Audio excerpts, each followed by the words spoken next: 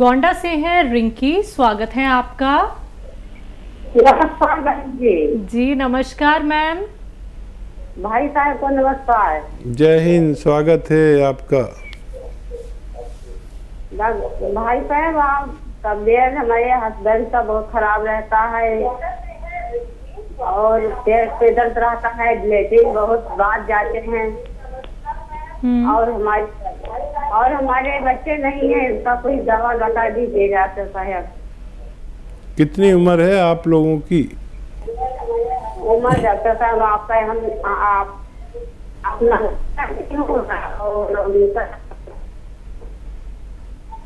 Ma'am दोबारा से उम्र बताइए। मैम नेटवर्क में आके बात कीजिए। हस्बैंड का उम्र कि अपना उम्र? दोनों का। 40 45 का होंगे डॉक्टर साहब। ठीक है जी। अच्छा देखिए, जो भी स्त्री पुरुष मेरी बात सुनते हैं, प्रोग्राम देखते हैं, वो समझ लें कि स्त्रियों के लिए महीना होना ज़रूरी है बच्चा पैदा करने के लिए। अगर मेंसेस नहीं होते हैं तो सबसे पहले मेंसेस होने का दवा लेनी चाहिए।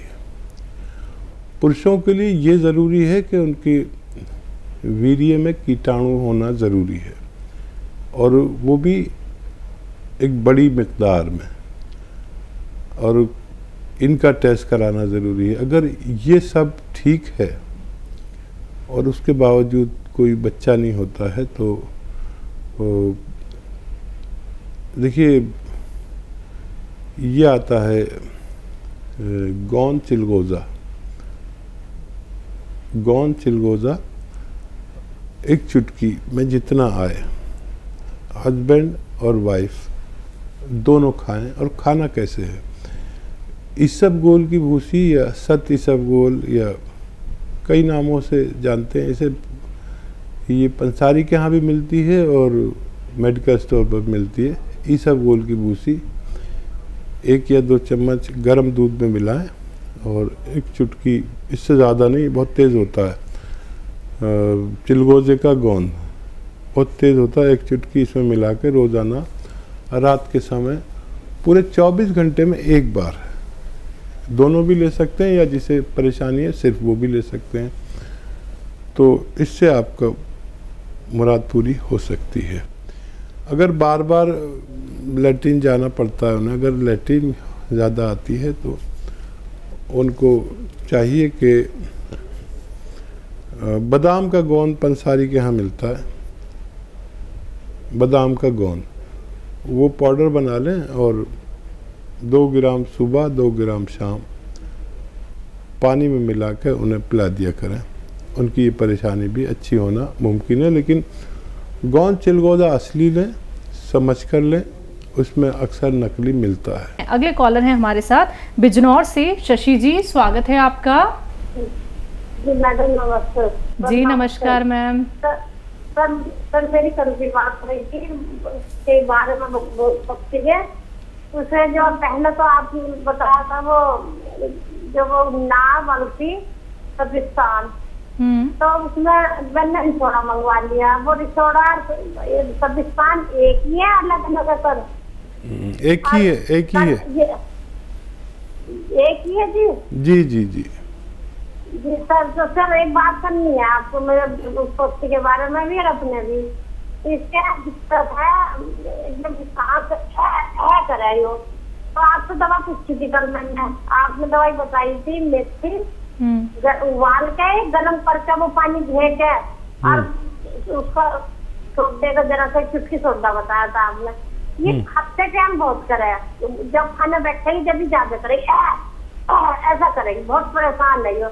इसके पेट में भी दर्द रहता, लीवर में दिक्कत हो गई थी। इससे पहले छोटी सी फैट बढ़ रहा था इसका वजन, पर वजन अब भी बढ़ रहा है इसका। जैसा कोई तली वाली चीज खा ले है क्या कैडी खा ले तो इससे दर्द होता है पेट में। ठीक है। आप इसे ये नुस्खा दें, 2-4 दिन 6 दिन देंगे तो मेथी वाला नुस्खा आप दें। शायद कल ही बात हुई थी आपसे। तो ये इसका रोग अच्छा हो जाए तो फिर दूसरे रोगों के लिए भी आप नुस्खा पूछ सकते हैं। पहले इसको इस्तेमाल करें और फ़ायदा उठाएं। दिल्ली से हैं लाजवंती जी, स्वागत है आपका। हेलो लाजवंती जी, आपको मेरी आवाज़ मिल पा रही है? हाँ जी, नमस्कार जी। नमस्कार मैम। हाँ नमस्कार गुरुजी। आपका तो नाम लाजवंती जी दवाओं वाला नाम है। पहले भी शायद बात हुई है आपसे। हाँ जी, मेरी 2 बार बात हो चुकी है आपसे। कोई प्रोग्राम ऐसा नहीं कि मैं आपका नाम ना लेता हूँ। हाँ, पहले मेरा नाम आपने गलत किया था, लता नाम लिया था जी। हाँ, तो और बहुत बहुत नमस्कार आपको, आपके चरणों में कोटि कोटि नमन मेरा। स्वागत आपका बहुत। हाँ, मैं पूछना चाह रही थी, मेरे 3 सवाल हैं आपसे। एक तो जो गोंद मोरिंगा है, तो ये सफेद वाला जो आप देते हैं, तो हमने जो पेड़ से निकाला है वो तो थोड़ा ब्राउन कलर का होता है, और जो काला गोंद है ये कौन से पेड़ का होता है? ठीक है। और एक मेरे दामाद के दोस्त हैं, उनकी उम्र हो गई कोई 55-56 साल, उनके पैर में गैंग्रीन हो गया है, उनके पैर का काटने की नौबत आ गई, तो उनके लिए कोई इलाज हो तो बताइए आप प्लीज। ठीक है। अच्छा देखिए, जो गोंद मोरिंगा है ये जब फर्टिलाइज़र में पैदा होता है तो ऐसा होता है जैसा आपको मिलता है पेड़ से, और वो प्रोसेस नहीं हुआ होता, तो उसको लोग इस्तेमाल करते हैं। ये जो गोंद मोरिंगा है, इसको जब हम 3 साल तक किसी खेत में फर्टिलाइज़र नहीं डालते और गोबर की खाद और ऑर्गेनिक खाद जो डालते हैं, जिसे ऑर्गेनिक कहते हैं, तो वो ऐसा होता है जैसा मैं बताता हूँ। और जो आप बता रही है वो फर्टिलाइज़र वाला है, जो प्रोसेस भी नहीं हुआ होता। हम जो देते हैं वो एक प्रोसेस वाला होता है और उसी को असली माना जाता है, असली इसको भी माना जाता है, लेकिन ये किसी काम का नहीं है सिवाय इसके कि आपको विटामिन सी वगैरह दे दे। और दूसरा सवाल आपका कि गोंद स्याह कौन से पेड़ से आता है, ये आबनूस का पेड़ होता है। इस पेड़ से कभी किस ज़माने में जब मेटल नहीं था, मेटल की बांसुरी वगैरह, मेटल का प्रयोग शुरू नहीं हुआ था, उस ज़माने में इसकी लकड़ी से बांसुरी बनती थी। ये बिल्कुल काला होता है, काली बांसुरी होती थी। और अब मेटल वगैरह चल पड़े हैं, लेकिन अभी भी किसी किसी के पास वो बांसुरी मौजूद रहती है। एक बिल्कुल काले रंग का पेड़ जिससे काला गोंद निकलता है, उसे ही गोंद स्याह कहते हैं। और एक कोशिश कर सकते हैं, वादा कुछ नहीं, उनको डॉक्टरों की दवाओं के साथ आप अलसी को हल्का सा भून लें और 1 चम्मच अलसी खिलाएं मरीज़ को, और 1 चुटकी नमक ज़ैतून, 1 चुटकी खाने का सोडा 2 गिलास पानी में मिलाकर 1 चम्मच अलसी दें।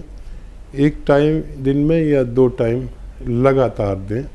कुछ फ़ायदा हो तो हमसे आप बात करते रहें, वरना आप डॉक्टरों की बात मान सकते हैं। नूर मोहम्मद अंसारी जुड़ गए हैं हमारे साथ, स्वागत है आपका सर। टीम साहब अस्सलाम वालेकुम। वालेकुम सलाम। आपके ज़हूर साहब खुशामदीद, जहे नसीब, आपसे बात हो रही है, बताइए।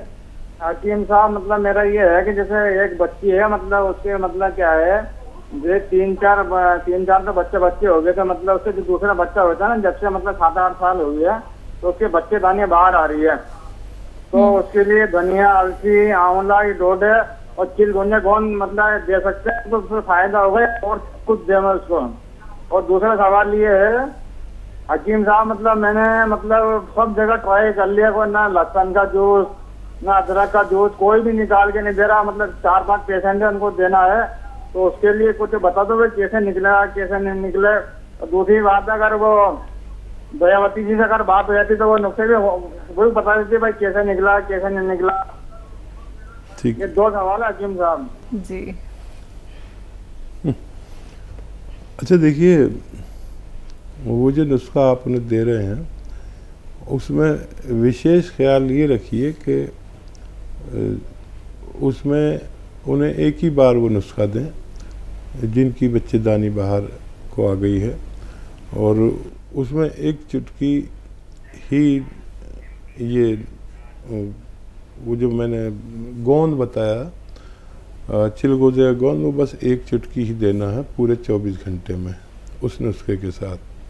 तो ये शुरू करेंगे तो उनको फ़ायदा होना मुमकिन है। और एक बात ख्याल रखें कि दयावती जी ने खुद कहा था, और मैं भी बताता हूँ कि लहसुन को पीसा भी जा सकता है, लेकिन पानी में नहीं, सिरके में पीस लें, सिलबट्टे पे पीस लें या जैसे भी आप पीसें। और अदरक का जूस तो उसी में निकल आता है जिससे आप गाजर का जूस निकालते हैं ना, उसी में अगर गाजर की जगह अदरक डाल दें तो उसका जूस निकल जाता है। ये तरीका है। और दयावती बहन ने तो सुन ही लिया होगा, मुमकिन है इस प्रोग्राम में या अगले प्रोग्राम में उनकी कॉल आ जाए। वो लोगों को बहुत फ़ायदा कर रही है। और ये मशीनें आती हैं, कोई निकाल के नहीं देगा, मशीनें आती हैं जो प्रोफेशनल यूज़ के लिए होटल वाले यूज़ करते हैं, तो उसको आप लेंगे तो ये सब बहुत आसान है। पहले मैं भी परेशान रहता था कैसे निकालें, फिर वो मशीन मिली, फिर तो हमने प्लांट लगा लिया। तो इस तरह से आप इस्तेमाल करा सकते हैं। लखन लाल जी हैं एमपी से, स्वागत है आपका। हेलो जी सर। सर मैं सेरोसिस के बारे में पूछना चाहता हूँ। सोराइसिस, हाँ ठीक है जी। देखिए, एक ऐसा रोग जो देखने में ऐसा लगता है जैसे माता निकल आई, चेचक माता कहते हैं ना, जगह जगह दाने दाने दाने। वो माता तो 2-4-6 दिन में ठीक हो जाती है, 10 दिन में। ये ठीक नहीं होती, ये निकलती ही रहती है, निकलती ही रहती है। इस ऐसे रोग को हम सोराइसिस के नाम से जानते हैं। तो इस रोग में एक नुस्खा काम करता है बड़ा अच्छा, और उसको कहते हैं नमक जैतून। ये क्योंकि स्किन रोग के लिए बहुत अच्छा है, तो इसको इस्तेमाल का तरीका ये है कि एक चुटकी नमक जैतून पानी में मिलाकर, 2 गिलास पानी मिलाकर पूरे दिन में एक बार पिया जाए, और एक ही बार पीते रहें 10-15 दिन तक। उससे फ़ायदा शुरू हो जाए तो एक ही बार रखें, कम फ़ायदा हो तो 2 बार भी ले सकते हैं। इसके अलावा इसको इस तरह भी लिया जाता है कि एक चुटकी नमक जैतून और आधा या 1 चम्मच अलसी का पाउडर। अलसी को पाउडर बनाने के लिए हल्का सा थोड़ा सा भून लें और उसका पाउडर बना के रख लें, और अलसी का पाउडर खाएं और ये पानी पिएं। लेकिन इसमें 6-7 महीने भी लग जाते हैं इलाज में। आप इसे इस्तेमाल कर सकते हैं, फ़ायदा उठा सकते हैं। गुड़गांव से हैं श्री प्रकाश जी, स्वागत है आपका। हेलो, हाँ जी। जी वो लड़का है मेरा, उसको दौरे पड़ते हैं। किसको सर? मेरा लड़का है राहुल, उसको दौरे पड़ते हैं। आपकी बात हुई थी ना सर? कितनी आयु है उनकी? उनकी 25 साल उम्र है जी। 25। ठीक है, उनकी ज़्यादा थी, ये कोई और मरीज़ हैं। तो देखिए, दौरों के लिए सबसे अच्छा इलाज एलोपैथ में माना जाता है। मैं भी इस बात को तस्लीम करता हूँ। अगर आप को उससे भी फ़ायदा नहीं हो रहा है तो एक दवा उसकी मददगार दवा के तौर पर आप ले सकते हैं, और वो कैसे बनानी है आप देख लें कि धनिया, आंवला, धनिया का दाना जैसे होता है, और आंवला सूखा हुआ, और सौंफ ले लें। 3 चीज़ें 100-100 ग्राम लेकर पाउडर बना लें, और पाउडर बना के रखें। 1 चम्मच खाएं सुबह, निहार मुँह खाएं तो बहुत अच्छा, या रात को सोते वक्त। और खाना कैसे, एक चुटकी नमक जैतून ख़रीदें असली वाला, ये नकली भी मिल जाता है। 2 गिलास पानी में 1 चुटकी नमक जैतून मिलाकर इसको पी लिया करें। एक बार रोज़ाना ज़रूर दिया करें, और हर महीने उसके फ़ायदे के बारे में हमें बताते रहें। हमसे बात ना हो सके तो हमारे हेल्पलाइन नंबर पर भी आप अपनी ये बात शेयर कर सकते हैं। नेक्स्ट कॉलर है भावना जी, स्वागत है आपका। नमस्ते मैम। जी नमस्कार। मैम हम हरिद्वार से बोल रहे हैं। हम हरिद्वार से बोल रहे हैं। जी मैम। हाँ जी मैम, मुझे ये पूछना था, मुझे ना मेरा ना कोलेस्ट्रॉल बढ़ा हुआ है, मुझे सांस चढ़ रही थी बहुत ज्यादा, तो टेस्ट कराया तो उसमें कोलेस्ट्रॉल बहुत ज्यादा बढ़ा हुआ है। तो मुझे इसके लिए पूछना था सर। उम्र कितनी है? 40। ठीक। अच्छा देखिए, कोलेस्ट्रॉल के लिए एक विशेष सिरका आता है, मोटापा, कोलेस्ट्रॉल, एसिडिटी, कब्ज़, सांस फूलना, तो उसे कहते हैं जीरे का सिरका। याद रखें, जीरे का सिरका। ये आप 2 चम्मच, छोटे चाय का चम्मच पीजिए और गर्म पानी पीजिए दिन में कम से कम 5 बार, और दिन में 2 बार ये खुराक लें। लगातार 2-3 महीने लेने से आपको फ़ायदा होना मुमकिन है। हकीम साहब, एक कॉलर जो हमारे साथ जुड़े थे जिन्होंने कहा कि उनके बेटे को दौरे पड़ते हैं, तो ये दौरे पड़ने का कारण क्या होते हैं? हाँ, दिमाग का एक हिस्सा है जो ज़रूरत से ज़्यादा सख्त या ज़रूरत से ज़्यादा नरम हो जाता है मेरे अनुभव के हिसाब से, और उसकी वजह से ऐसा होता है। तो सबकी अलग अलग इसमें राय है। हमारे जिस्म में हर चीज़ की एक लिमिट है, और वो लिमिट चाहे दिमाग में हो या खून में हो या किसी भी चीज़ में, कि कितना खून कितना होना चाहिए, ग्लूकोज कितना होना चाहिए, आयरन कितना होना चाहिए, उससे कम या ज़्यादा होना बीमारी है। तो अगर हम उसको, उस चीज़ को उसके स्तर पर ले आते हैं तो हमारी बीमारी जाती रहती है।